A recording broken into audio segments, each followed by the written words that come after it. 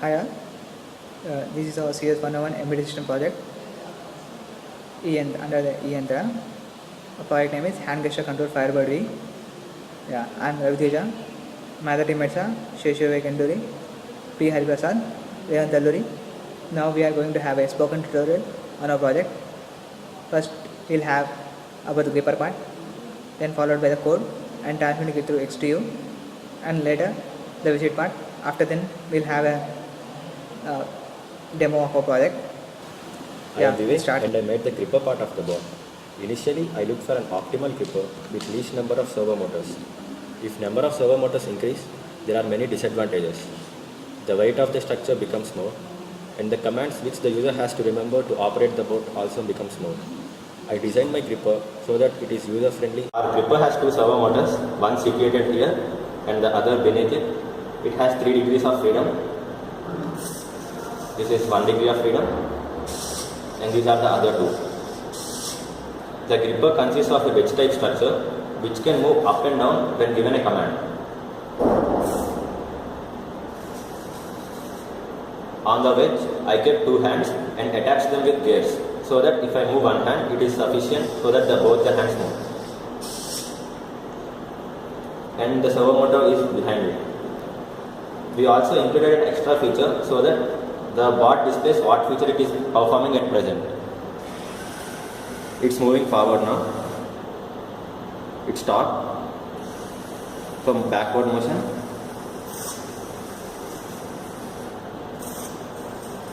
Okay. For gripper part, left side go. For right side motion and for the left side motion. Hi everyone, I am Raviteja. I did the code for this project. Yeah, here I defined f underscore CPU 14745600. This is the crystal frequency at which the bot runs. Yeah, then I included 3 library files: avi.h, avi-interrupt.h, utility.h. Next, I included 2 other library files: math.h, lc.h. This is a user-defined library file. You have to copy this library file in your corresponding code folder like this. Then it runs. Otherwise, it shows an error. Yeah. Declared a variable of cat type which stores the received data from user 1. Yeah, initialize port for motion. This motion pin config.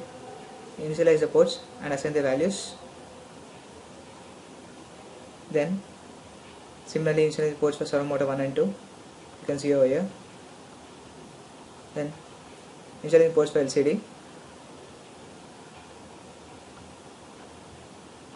Then grouping all these ports initialization under one function, port don't need. This is, you can see over here, version config, servo motor 1, 2 and LC port config.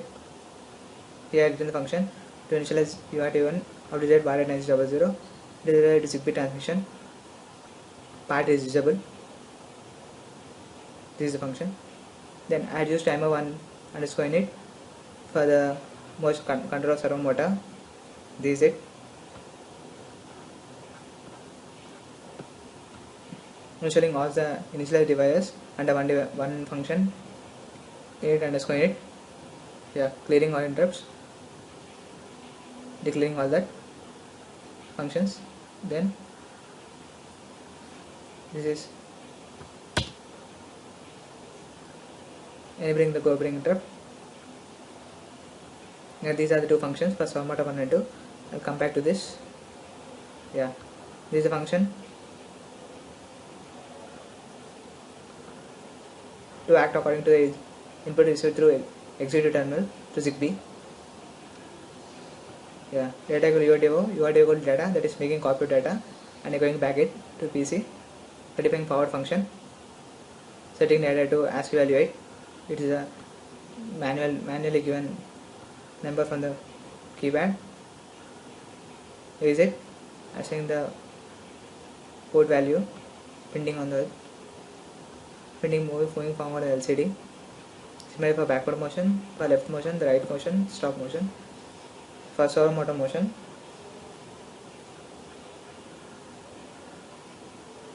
this is the function servo underscore 1. Yeah, here you will use the degrees. Then this is the function for it. here initializing it to 0, then assigning its value, then giving the register values OCR1H and OCR1L, and printing moving gripper on the screen so the user can be seen. Similar for servo motor 2. And first that is for stretching FAM apart. Yeah, ending the function, calling the main function, initialing any devices, LCD force, setting LCD to 4-bit, LCD running a value, turns off infinite times. Here I also declared some other things, ADC, unlock additional pin config, that is, then its initialization, setting the register values, then ADC conversion values, that is unlocked to digital. This function accepts the channel number here, and it has the corresponding unlock value, printing the sensor value. If you are using sharp sensor, you can use this function. Basically it goes from 0 to 100. You can scale it to 800 with your user convenience. Yeah, basically the normal programming have to build in there like this, but here we have defined the user defined library function LC.h, so we will build in this way.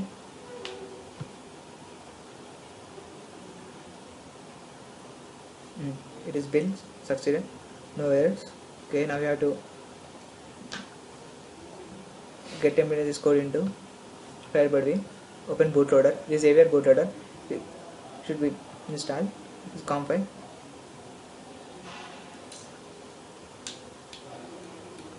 ATMEGA2560 is a microcontroller. You have to load the code. That is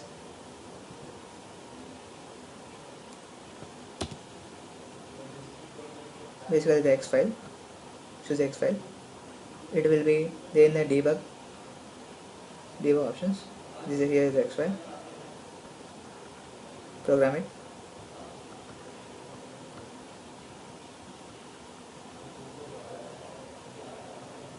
Yeah, reading the execution code, leaving programming mode. This code is successfully embedded into the Firebird. Yeah. In this way, you can write the code and get embedded in the ATMEGA2560 microcontroller. Firebird. Hello, my name is Ravind. Now we'll see how the signals are sent from the laptop to the Firebird. Basically, a ZigBee module is used, which sends the signals from the laptop to the microcontroller wirelessly. Two ZigBee modules are used, in which one is connected to the laptop and that acts as a transmitter, and the other is connected on the Firebird, which acts as a receiver, which in turn sends the information to the microcontroller of the ATMEGA2560. Now, to use the ZigBee, we need a software called XCTU. To install the software, go to the Google search and click XCTU in the search, then follow the link provided by it. It directs to the website digi.com, which provides the software for free. Now go to the download page of the XCTU. Now click the download option provided by it, and the download starts automatically. Otherwise, it is directly provided by in the eYantra tutorial folder. Go to the eYantra folder and select the Firebird ATMEGA folder. In it, go to the softwares and drivers folder, and you will find a folder with XCTU. Click on it, and the setup is provided by it. Now let's go into the working of the ZigBee and the needed configuration changes. Open the XCTU software. First, test it. If the modem is correct, you will get a confirmation tab with its serial number. Now click OK on it and go to the modem configuration first and read the data. When you click on the read, it gives the information regarding the ZigBee. Now some changes are to be made such that it acts as a transmitter and the receiver. The channel and the PAN ID should be same, such that they are in the same network. Next, the destination addresses should be changed accordingly, such that one acts as a transmitter and the other as a receiver. they are made, and now we're all set to send the signals. Now go to the terminal and click the numlock options.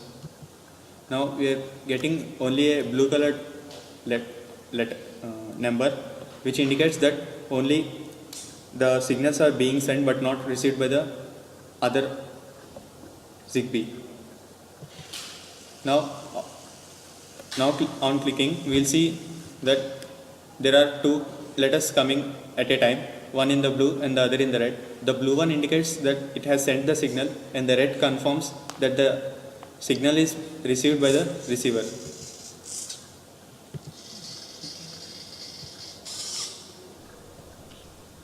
Now we are going to see how to install Visit 2.2 ID installer. First of all, create an account in Broadcom using your corporate email ID and register yourself and search for Visit 2.2 ID installer.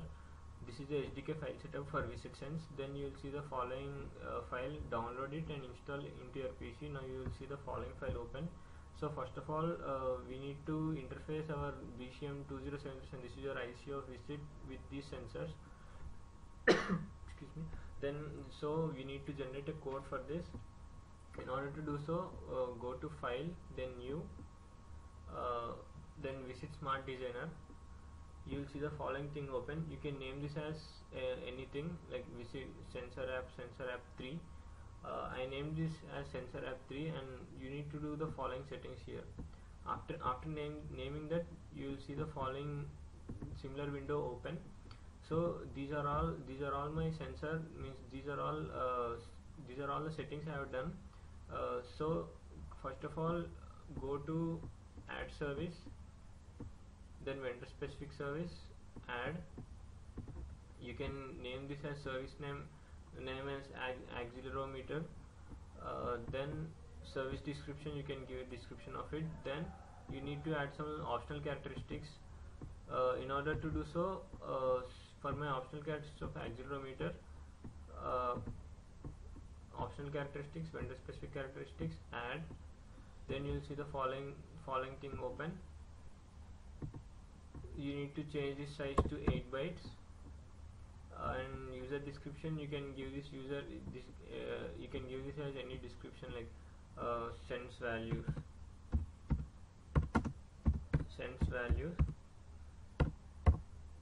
Then okay, now we are done with accelerometer. Similarly, you need to do for remaining all sensors, like humidity sensor, gyrometer, barometer, magnetometer.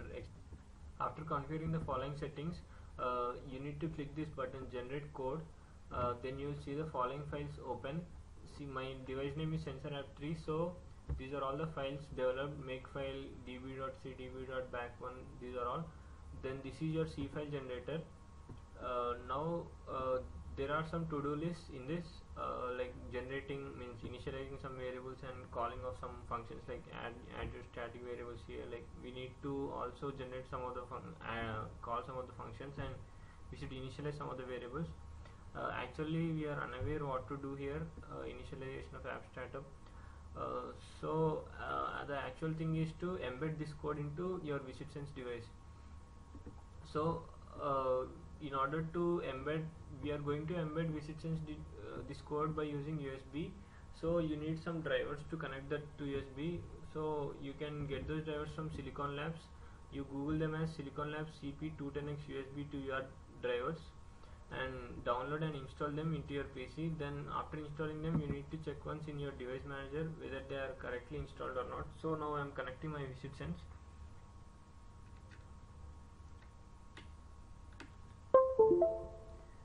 Now as I connect, you can see in these ports, you will see Silicon Labs dual, these drivers thing, compo in respect to COM ports.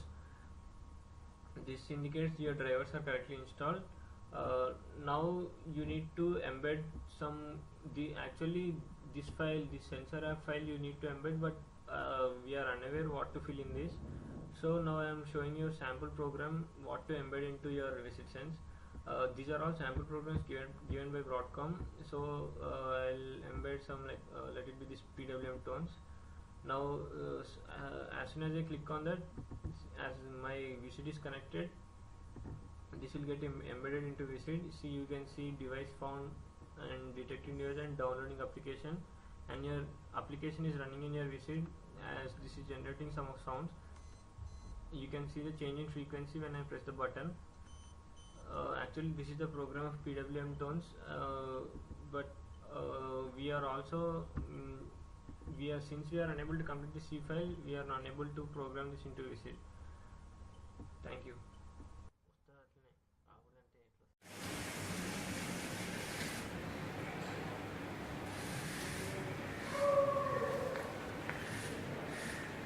You are on.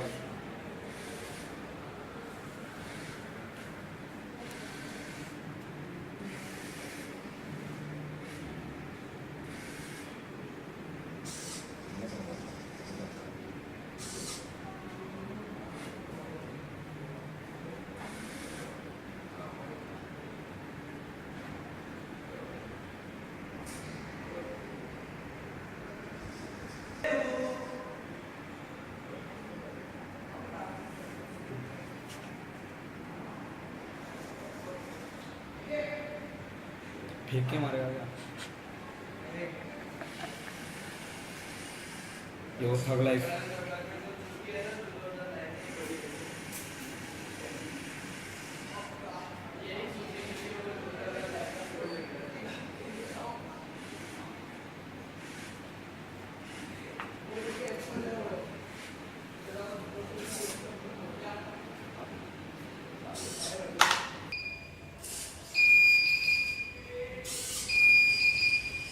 Hi, after demo, we want to say a few things about our project.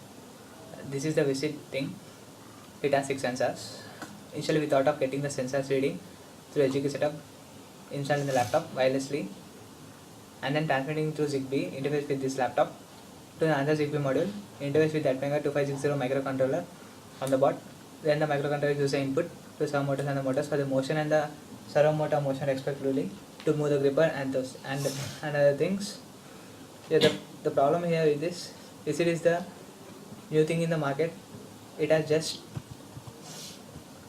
introduced 8 months ago. It's a prototype version. The problem is we are unable to get the address of the visit. We have tried our level best in configuring the sensors and connecting the visit to the laptop. These are the screenshots you can see here that shows the work we had done. It can be extended in the future. In the future, we can get those values to SDK if it is more developed. We had managed this through directly sending the values to execute terminal and transmitting those to ZigBee. Yeah, this transmission to ZigBee has been explained by my friend a few minutes back.